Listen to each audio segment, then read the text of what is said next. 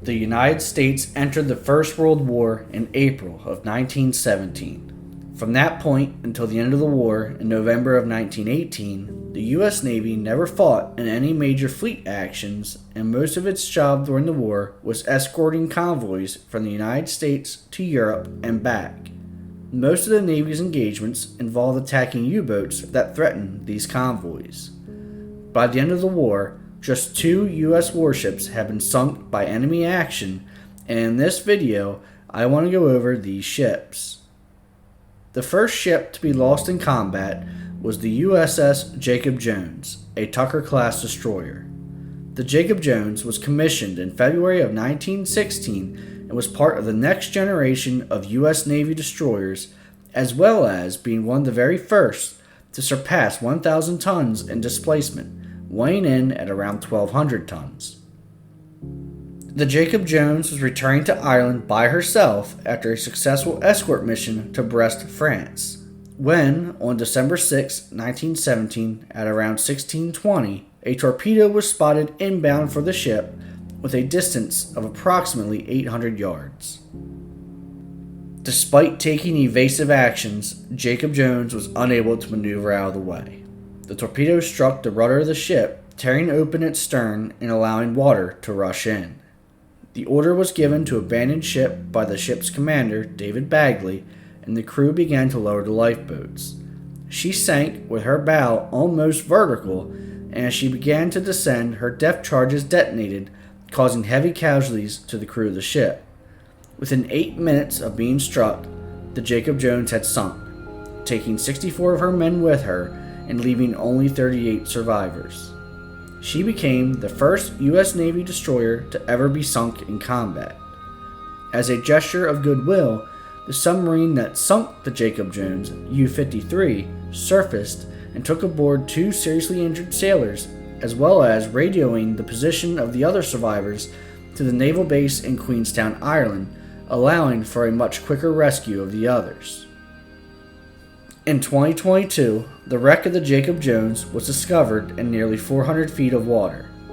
In January of 2024, at the request of the U.S. Navy over concerns of illegal salvaging, the bell of the Jacob Jones was recovered by the British Ministry of Defense, who left an American flag and a wreath on the wreck.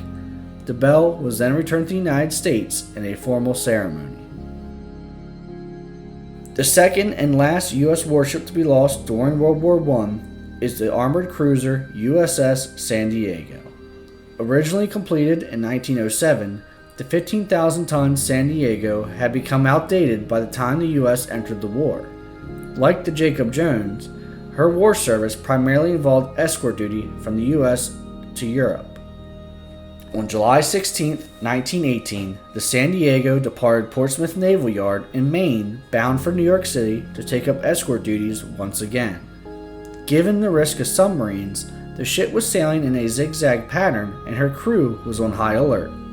Despite this, at 11:05 a.m. on July 19th, a massive explosion rocked the left side of the ship near her stern. The ship began to take on water quickly and began to list to her left side. Her engines were knocked out, and after about 10 minutes, it became clear that the ship was sinking. Her captain, Harley Christie, then gave the order to abandon ship. After around 28 minutes, the ship had capsized and slipped beneath the water and settled around 100 feet below the surface.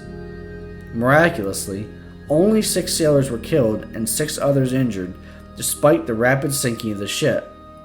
San Diego would ultimately be the last warship sunk and the only capital ship lost by the United States during the war. The question quickly turned to what sunk the San Diego. Captain Christie believed that a torpedo from a German U-boat must have struck the ship.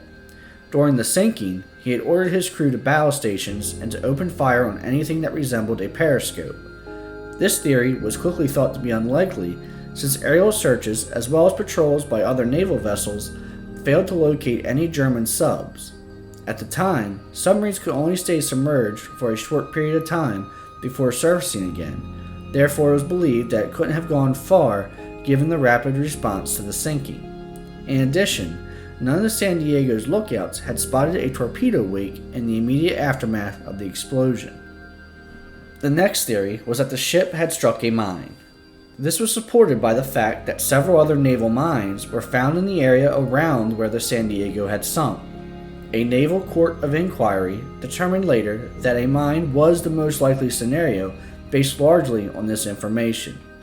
This conclusion remained controversial as there is no hard evidence that this was the case. That is, until nearly a century later.